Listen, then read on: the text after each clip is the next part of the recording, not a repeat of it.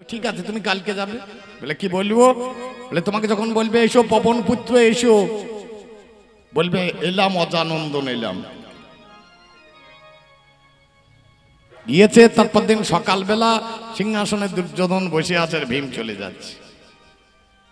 বলে এসো পবন পুত্র, আর ভীম বলছে এলাম ছাগলের বেটা। ভীম একটু উজ্জ্বল লোক ছিল, জানে ওর মা বলে দিয়েছে অজানন্দন বলবে, ওর ভদ্র ভাষা আর নাই। বারবার শুনতে শুনতে রাগ হয়ে গিয়েছে। এসো পবন পুত্র, ওই যে এলাম ছাগলের বেটা। অমনি মাঠে লেগে গিয়েছে।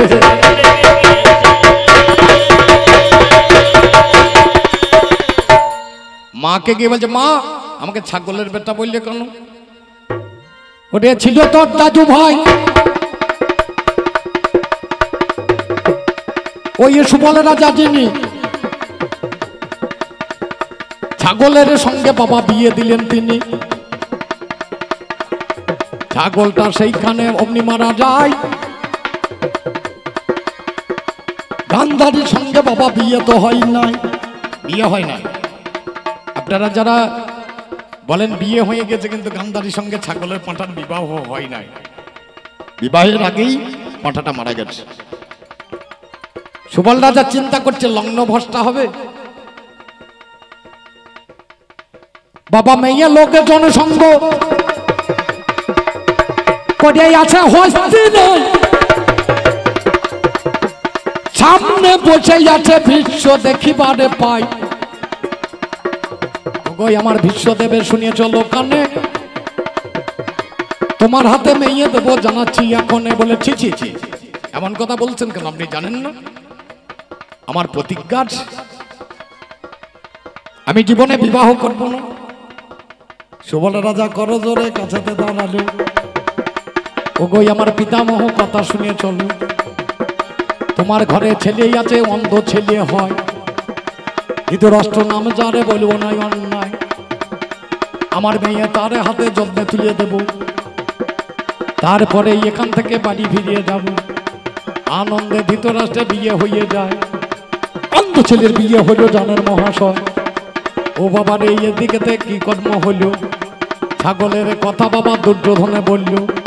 রাগ করিয়ে দুর্যোধন কোন কর্ম করিয়েছে? মামা আর দাদু ভাইদের নিমন্ত্রণ দিয়েছে। একটা বাবা ঘর করিয়েছে জানেন মহাশয়। 100 মামা ভরিয়ে দিল, বলবো না গন্যায়। আমার দাদু ভাইকে ভরিয়ে দিল জানাই কবির গানে। একজনের ধান দেয়, বলবো না বা কেনে। একজনের জল দেয়, ভেবে দেখা যায়। সুবল রাজা জ্যোতিষী, বলবো না অন্যায়। সুবল রাজা সেদিনই আমার জ্যোতিষী ছিল। কেউ তোরা খাবি না, কথা শুনিয়ে চলো। একমাত্র মণিকাঞ্চন সেবা করবে ধন, প্রতিশোধ নেবে এটা জানাচ্ছি এখন। যার নামটা শকুনি পরে মহাশয়, এরা মণিকাঞ্চন নাম ছিল, বলবো না অন্যায়। মণিকাঞ্চন নামে বাবা কোন কর্ম হলো? শকুনে খেটে খেটে চাল বের করিল, চাল খাওয়াইয়া জীবনখানা বাঁচিয়ে রেখেছে।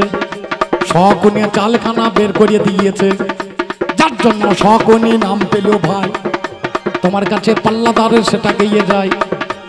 এক ঘরের মধ্যে বাবা বন্দি করা গেল, এক এক করিয়ে ভাইগুলো মরিতে লাগিল। বাবার চোখের সামনে ছেলে মারা যায়, ভাইয়ের সামনে ভাই মরে, বলবো না অন্যায়। সুবল রাজা কাঁদতে কাঁদতে শকুনিরে কয়, ওরে আমার মণিকাঞ্চন তোমারে জানাই, এর প্রতিশোধে তুই নেবি বিশ্ব চরাচরে। তার জন্য বাঁচিয়েছি তার চিন্তা করিয়ে। ও বাবা রে কিবা করবো বলো আমার ঠাই? বলে আমার বুকের হাত দিয়ে পাশা হবে হায়। বুকের হাড় নিয়ে তুই পাশা বানাইবি, এই পাশার চালে বাবা ধ্বংস করিয়ে দিবি। কেমন করিয়ে বুঝবই আমি পাশা নির্মাণ হবে? বলো দেখি আমার কাছে, বলো একটু ভেবে। ও বাবারে সেদিন আমার কোন কর্ম হলো? সুবল রাজা মণিকাঞ্চন বলিতে লাগিল, আমার আগে 42টা ছেলে মারা যাবে, তারপরে দেখে বাবাই আমার মরণ হবে। বাবা থাকতে যোগ্য ছেলের মরণ যদি হয়, হাড়ে একটা ফুটো হবে তোমারে জানাই। বামবক্ষের হাড়ে একটা ছিদ্র হয়ে যাবে, 42টা ছেলে মরবে হবে। তারপরে মারা যাব শোনোই আমার ঠাই, হাড়ের মধ্যে ফুটো হবে তোমারে জানাই। 42টা ফুটো হবে, আমি কেন বা বলবো না। পাশা তৈরি হবে দেখো তাহাতে দুখানা, 21টার বেশি বাবা ফুটোর দরকার নাই। 42 ফুটে দুটি পাশার জন্ম হয়। ওই সুবল রাজার বুকের হাতে পাশা জন্মাইল, একটাতে টিকটিকি যতনে ঢুকিল, একটাতে ঘুরিয়ে ঢোকে মহাশয়। পাশা যখন খেলতে গেল আমরি বালায়, চিন্তা করিয়ে দেখো মনে কেন বা বলবো না, আমায় নিন্দা করো তুমি ভেবিয়া দেখো না। আমার মামা নিমন্ত্রণ করিয়েই আমায় আনলো, মারার জন্য খেপা হাতি দাঁড়ে বেঁধেছিল। কি করিয়েছ দুর্যোধন জানাই তোমার কাছে, মা আমাদের নিমন্ত্রণ করিয়ে যে মেরিয়েছে, দাদু ভাইকে মেরিয়েছে তোমার কাছে গায়। আমার দোষ দিচ্ছ কেন মহতি সভায়, নাম যারে কঞ্চবটে শুনিয়ে চলো খারাই। এ বলার দরকার নাই, তবু প্রশ্ন করেছো তাই বলছি। আজ খেলাটা এই গোটে নয়, আজ মথুরার গোটে খেলা নয়, আজ খেলার গোট হচ্ছে কুরুক্ষেত্র। আর তুমি আমাকে জিজ্ঞেস করছো মথুরার গোটে, বাবা আলোচনা করা ঠিক হবে? কবাডি খেলতে গেলে 3.5 হাত গোট, ট্যাং তুলে দিলেই মরা। গোটে দাঁড়িয়ে থাকো, কুরুক্ষেত্রে মাঠে দাঁড়াও। কৃষ্ণ কি জন্য কংসকে মেরেছে এ বলতে গেলে 1 ঘন্টা লাগবে।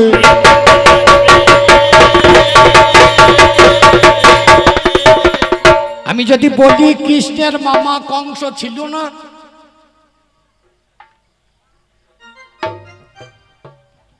ভুল বলা হবে নাকি? খোঁজ করে দেখবেন, কৃষ্ণের মামা কংস ছিল না, এ ছিল দেবকীর কাকার ছেলে, মানে উগ্রসেনের ছেলে হচ্ছে কংস। এই উগ্রসেনের রূপ ধরিয়ে দুমিল নামে দ্বৈত সারা বলি খুলবেন, বুঝতে পারবেন। উগ্রসেন ছেলেটাকে জন্ম দেয়নি, উগ্রসেনের স্ত্রী যখন গিয়েছিল স্নান করতে, তখন উগ্রসেনের রূপ ধরে দুমিল দ্বৈত জন্ম দিয়েছিল কংসের। তাছাড়া বাবা জামের বিছন পুঁতে কোনোদিন খাজুর হবে? লক্ষ্য করলেই বোঝা যাবে। এই দুমিল দ্বৈত থেকে কংসের জন্ম হয়েছে, যার জন্য বাবাকে বেঁধে নিজে রাজা সেজে বসে আছে। তার সাজাটা দেবার জন্য আমায় নিমন্ত্রণ দিয়েছে। নিমন্ত্রণটা কিসের? ধনুর্যজ্ঞ। একটা ধনুর্যজ্ঞ করেছিল আমার মামা, আমাকে নিমন্ত্রণ দিয়েছিলেন।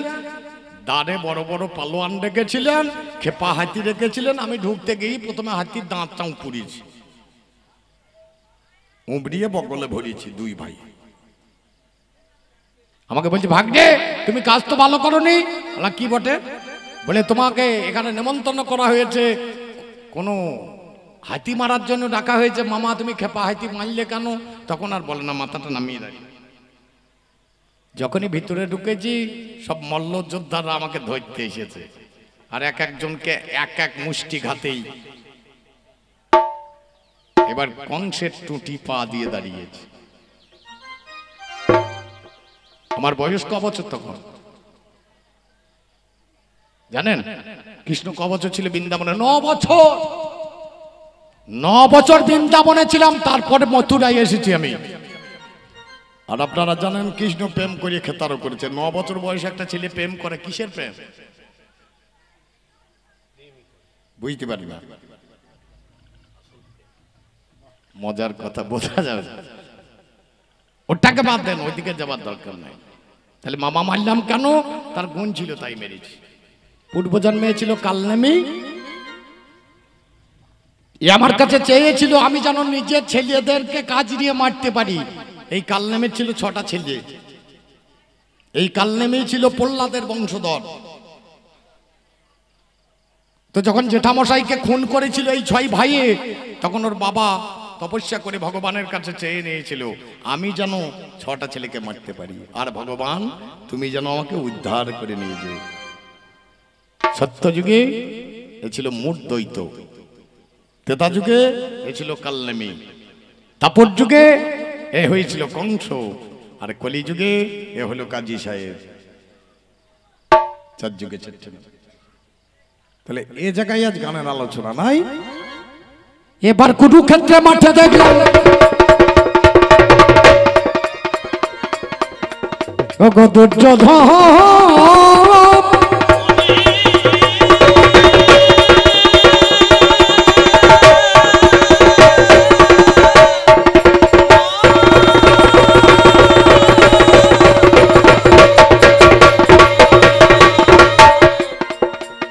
প্রথম দিনে যুদ্ধে গেলাম, অর্জুন বলে গোবিন্দ রথখানা মাঝখানে দাঁড় করাও। কে কোন পক্ষে আছে আমার একবার দেখে নেওয়া চাই। কথা মতোই অর্জুনের রথটা দাঁড়াইয়া দিলাম। যত্ন করে অর্জুনকে সবই দেখাইলাম।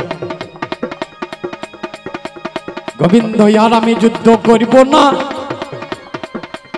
গান্ডীব খানা নামিয়ে দেব কর বিবেচনা। এই অর্জুন, গান্ডীব ধরে আছো, ধরে থাকো।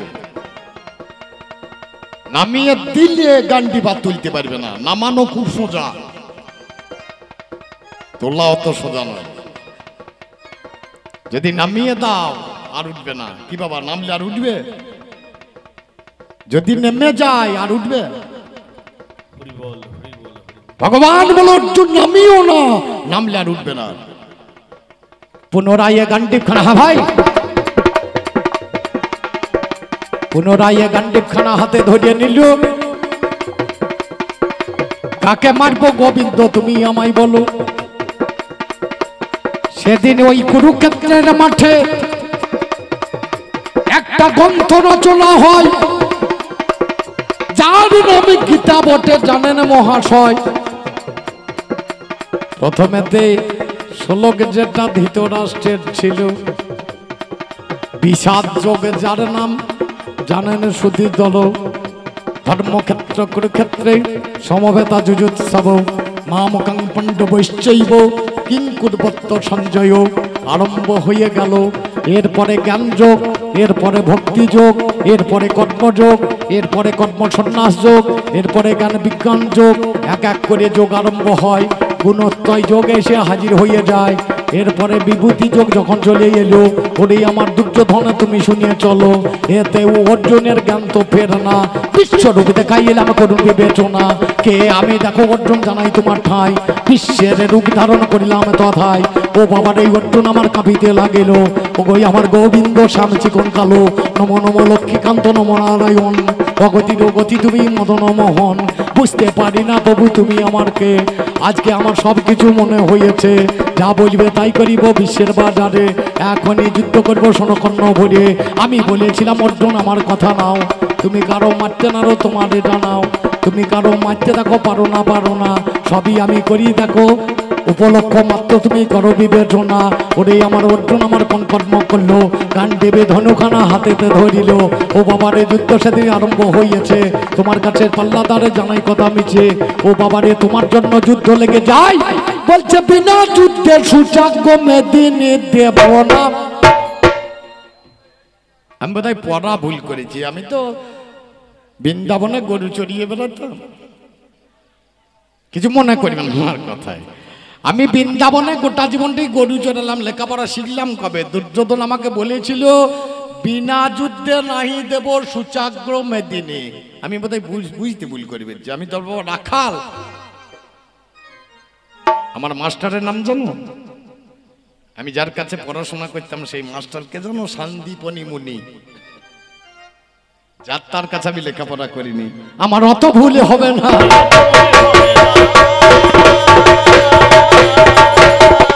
আমার কাছে সেই কথা শোনো না।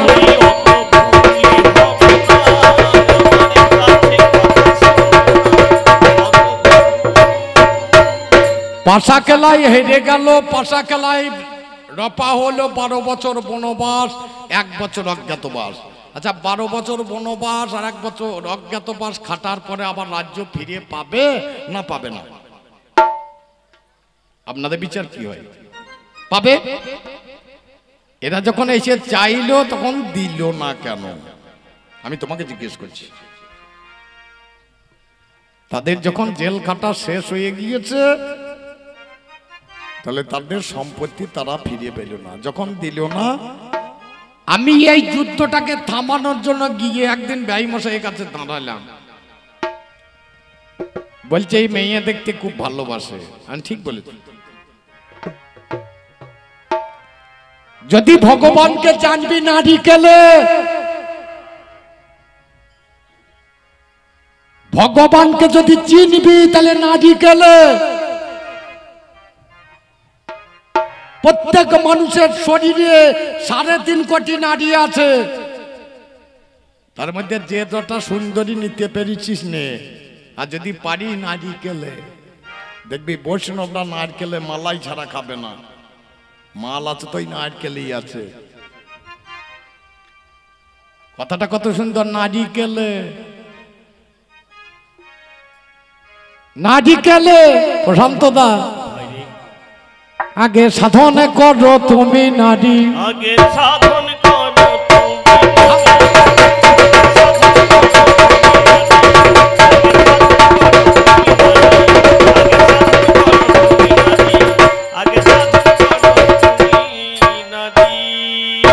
এই কৃষ্ণের 16,008টা বিয়ে করাবো ছিল।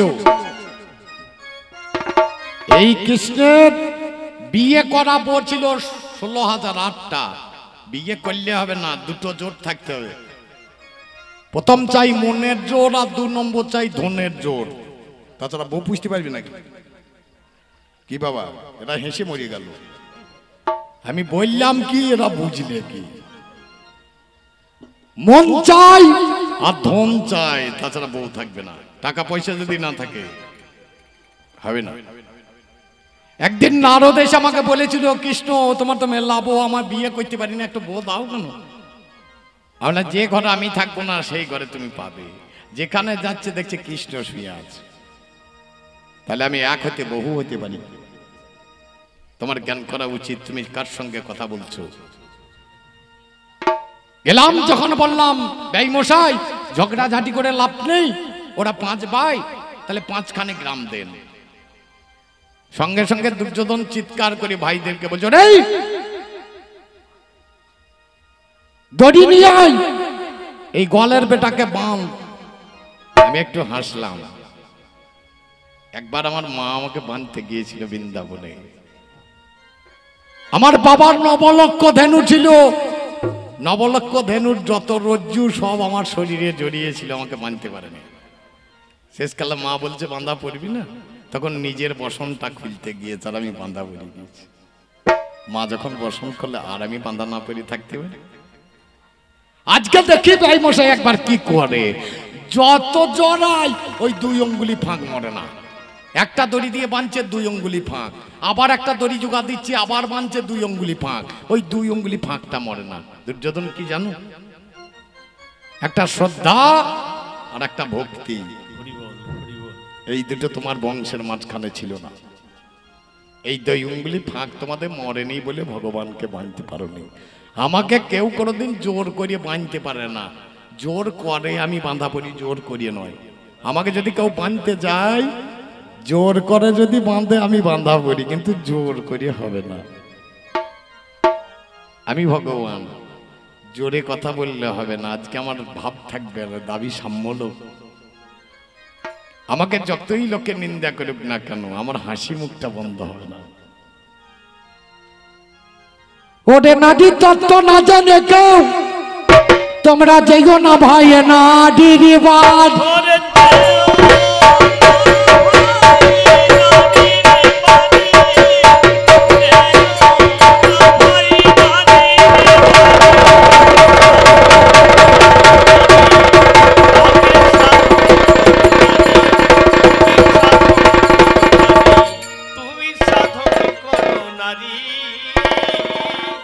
বাহাত্তর হাজার নারী রয়েছে পাটি পাটি, তার মধ্যে 3টে নারী সদাই বলে হরি। 72,000 নারী রয়েছে পাটি পাটি, তার মধ্যে 3টে নারী সদাই বলে হরি। ওরে ওরে ভগবানকে বুঝবে যদি, ওরে ভগবানকে বুঝবে যদি, চলো সুষণ মারের সঙ্গে।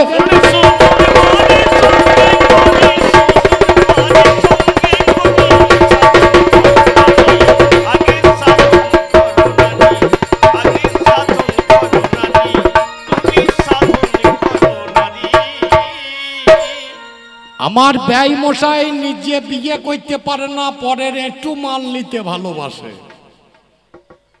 কিছু মনে করবেন না আমার কথায়। আমার ব্যয় মশাই এত বড় পুরুষ, নিজে বিয়ে করতে পারে না। মহাভারতে দেখবেন কর্ণ রাজা গেল ভানুমতিকে নিয়ে এলো জয় করে, লক্ষ্যভেদ করে। মাঝ রাস্তায় বলছে, কর্ণ আমি তো বিয়ে করতে পারলাম না, তাহলে ওই টমকে দাও। বলে বিনিময়ে কি পাবো? বলে অঙ্গরাজ্যের রাজা করে দেবো। একটা রাজ্য দান করিয়ে বউ কেনা লোকেরা, আর যাকে তাকে নারী রবি বলুন। ওটে প্রমাণ আছে পাশা খেলা।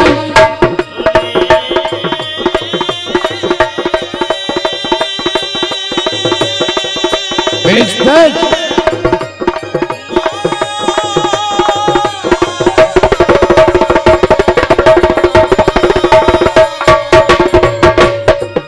যখন দ্রৌপদীকে বাজি ধরল,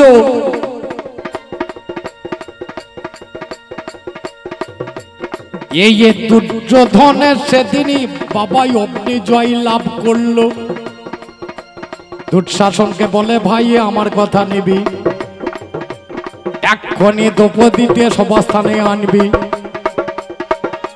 চুলের মুষ্টি ধরিয়ে তারে টেনে আনা চায়। ও বাবা রে, দুঃশাসন তথাকারে যায়। অগ্নি বাবা দ্রৌপদীর চুলের মুষ্টি ধরে, তোমার কাছে জানিয়ে যাই আজ প্রকাশ করে।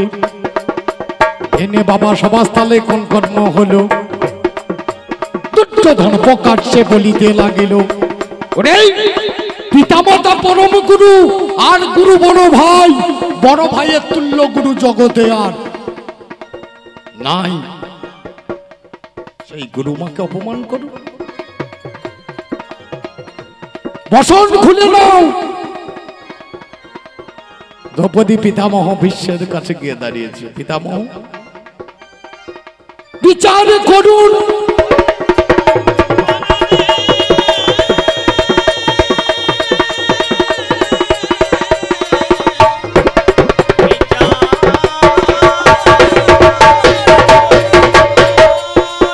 বলছে বিচার করুন পিতামহ ভীষ্ম। মাথাটা নামিয়ে ভীষ্ম বসেছিল। ভাই কইয়ে দ্রোণাচার্যের কাছে মেয়ে ছুটে যায়। দ্রৌপদী গিয়েছে দ্রোণাচার্যের কাছে। গুরুদেব আমার লজ্জায় এখন নিবারণ করিবে, তবেই তো গুরুদেবের স্থানটা রবে। ও বাবা রে, দ্রোণাচার্য ঠিক থাকলো নাই, মস্তকটা নামিয়ে বসে থাকে। ভাই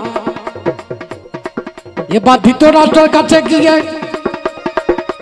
অগ্নি দাঁড়ালো। জেঠা মশাই বলিয়ে সেদিন দ্রৌপদী কান্দিল। হলো না, কথা নেই বদল। বলে মা, ও জেঠুমা, গান্ধারীকে বারবার বলছে, মা ও গো তুমি হলে নারী জাতি, আমিও নারী জাতি, বসনটা খুলিয়ে দিলে হবে বড় ক্ষতি। এই বসন খুলিয়ে নেবে। আপনার ছেলে দুর্যোধন এক্ষণি যে ঢুমা করুন গোবারণ। সেদিন আমার গান্ধারী কথা তো বলে না, চুপ করিয়ে বসেই আছে করুন বিবেচনা। এইখানে আমি বাবা দেখিবারে পাই, দ্রৌপদীর কাপড় টানে তারা 100 ভাই। কারো কাছে সারা না পেল দ্রৌপদী। চিন্তা করে বলে আমি ঝাঁকি যদি, আমার বসন খালা খুলিয়ে নেবে। ভাবলো মনে মনে, উলঙ্গ হয়ে যাব বিশ্বের বাগানে। একমাত্র দীনবন্ধু ছাড়া কেউ নাই। কোথায় আছো কৃষ্ণধনে গোবিন্দ গোসাই, কৃপা করো শ্রীরাধা মোহন। লজ্জাবতী দ্রৌপদীর লজ্জা নিবারণ, একবার এসে দেখা দাও পতিত পাবন হরি। তোমার কাছে করজোড়েই আমি বিনয় করি, তুমি ছাড়া কেউ নাই এ বিশ্ব দুনিয়ায়। উপর দিকে হাত তুলেছে দ্রৌপদী সবাই, ও বাবারে কাপড়খানা টানিতে লাগিল, যত টানে ততবারে জানেন শুধু দল। এদিকে থেকেই হইয়েছে তলাই তলাই, ঘেমে তারা গিয়েছিল বলবো নাই অন্যায়। 100 ভাইয়ে কাপড়খানা খুলতে পারল না, ওরে আমার পাল্লাদারে করো বিবেচনা, যত টানে ততবারে কারণ নাই। তোমাদের ক্ষমতাটা বোঝা গেছে সেদিন ব্যায়াম। 100 ভাইয়ে একটা মেয়ের কাপড় খুলতে পারো না, তোমরা বউ পুষবে কি করি? চিন্তা করে দেখুন, 100 ভাইয়া একটা মেয়ের কাপড় টেনে কাপড় খুলতে পারে না, তাহলে এক এক ভাইকে এক একটা করে বউ দিলে এরা পুষবে কি করে? একটু ভালো করে ভাবুন, তাহলে বুঝতে পারবেন কথাটা, তাছাড়া বুঝতে পারবেন না। আমার কথাটা একটু তলায় তলায় নিতে হবে, অত উপরে উপরে ভেসে থাকলে হবে না। এবার মহাভারতের যেটা বলছে, মহাভারতের ফাঁকে তুমি তো সবই ন্যায় করলে, আমি দেখলাম দুর্যোধনের মতো ভালো ছেলে পাবেন না, লোকের ঘরে গরু চুরি করতে যেয়ে ধরা পড়ে। এর মতো ভালো ছেলে আছে? এক মোড়ল মশাই তার ছেলের বিয়ে দেবে, মোড়ল মশাই নিরামিষ ভক্ষণ করে। মেয়ের বিয়ে দেবে, একটা ছেলে দেখতে গিয়েছে পাশের গ্রামে, আমাকে নিয়ে গেল, বলে রসরাজ চল একটু মোটরসাইকেলটা নিয়ে চল। আমার কোথায় যাবেন? বলে চল না একটু ছেলে দেখে আসি। আমরা আপনি তো আবার নিরামিষ খান, আপনার সঙ্গে গিয়ে লাভ নাই। বলে ঠিক আছে, তোকে নাই হোটেলে খাইয়ে নেব। আমরা ঠিক আছে চলুন, আমি ড্রাইভার। গেলাম, বসে আছি, ছেলে দেখাই গেল। ছেলে দেখতে দারুণ সুন্দর। বাবা তোমার নাম? বলছে মধুসূদন মণ্ডল। বলে বাহ, খুব সুন্দর নাম। আমি বসে বসে ভাবছি ছেলেটাকে দেখে আমার ভালো লাগে না, আর চোখে চোখে তাকাচ্ছি। বলে বাবা তোমার চোখগুলো কেমন লাগছে, তোমার মুখে কেমন যেন একটা গ্যাস আসছে। আর ছেলের মা তাড়াতাড়ি বলছে ও তার প্রতিদিন মদ খাই না। আন্দলে তো সাংঘাতিক ছেলে। বলে প্রতিদিন খাই না, যেদিন ওইখানে মাংস আনে সেই। বলে ছেলে তো সাংঘাতিক ছেলে। বলে প্রতিদিন তো আর মাংস আর মদ খাই না, যেদিন বাইরে থেকে মেয়ে ছেলে বানা ফুর্তি করার জন্য সেই দিন ওই মদ মাংস একটু খা। এ ছেলে ভালো ছেলে না? তাই হইয়াছে বিহাই মশাই।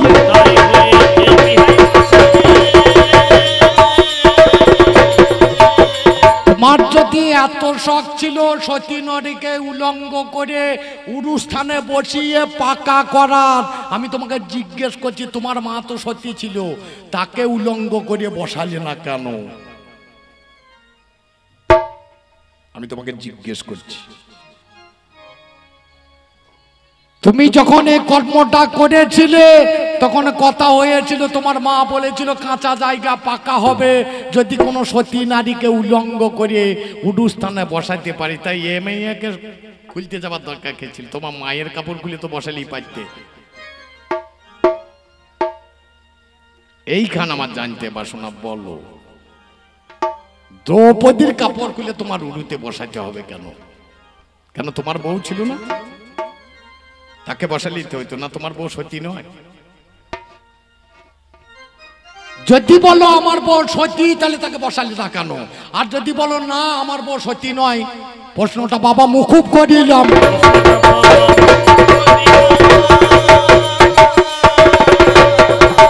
প্রশ্নটা বাবা ছেড়ে দিলাম,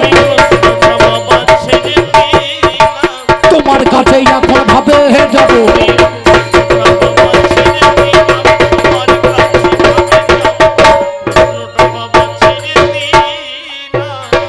তুমি কখনো মহাভারতের মাঠে কৃষ্ণকে দোষ দিতে পারবে না। অর্জুনের রথ ডাকাতি এমনি এমনি আসেনি। আমাকে নিমন্ত্রণ দিতে গিয়েছিলে, তুমিও গিয়েছিলে, আজ ডেকে এনে অপমান করা হচ্ছে তোমার।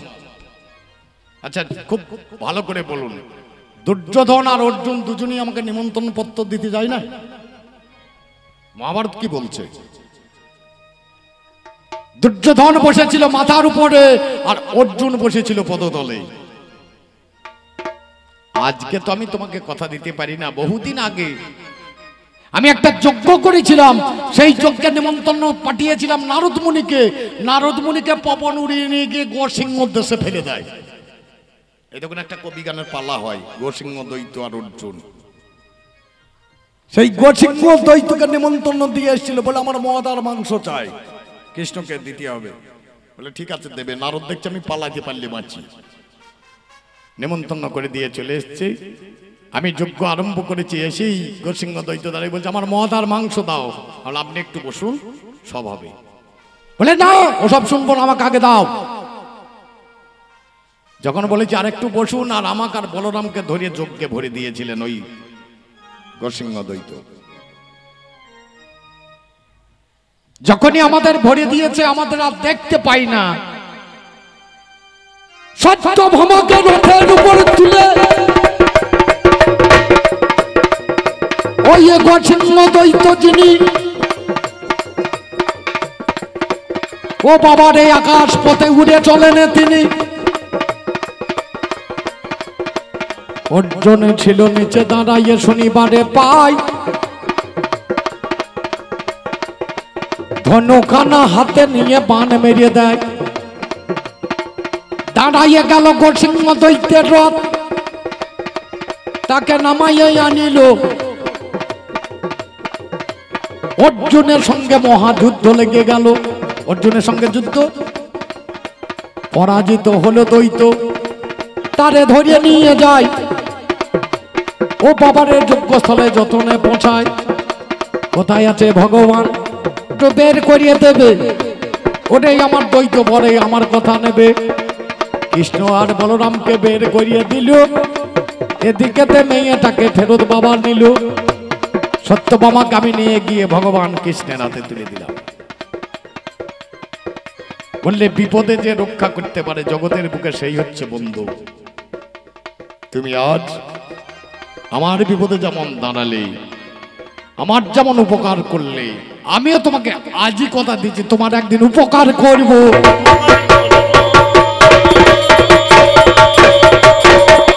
যার জন্য অর্জুনের রথ চালাচ্ছি।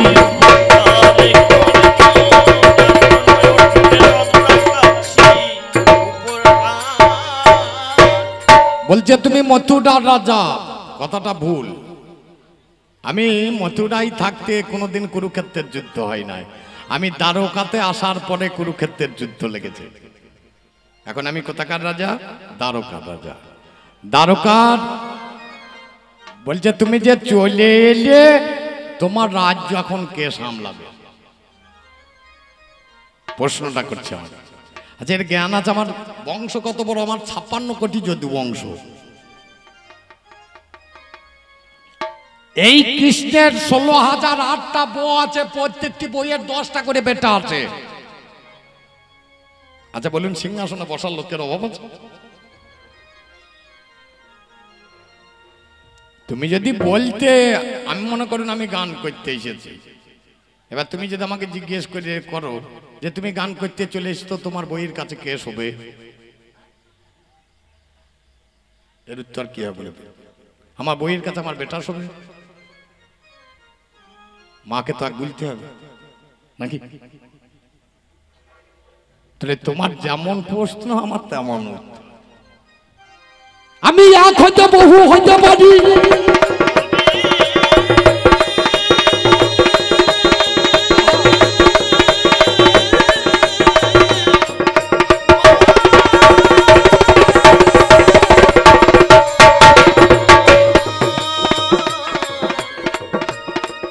আমি এক হতে বহু হতে পারি।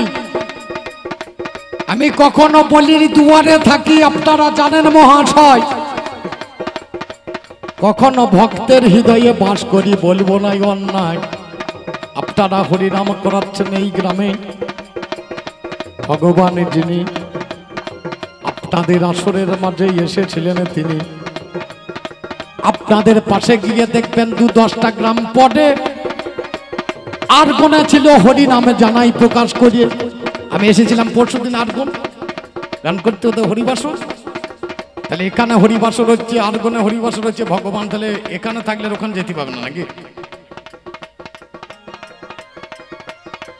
একদিনে যদি গোটা দেশে হরিনাম হয়, ভগবান সব জায়গায় থাকবে।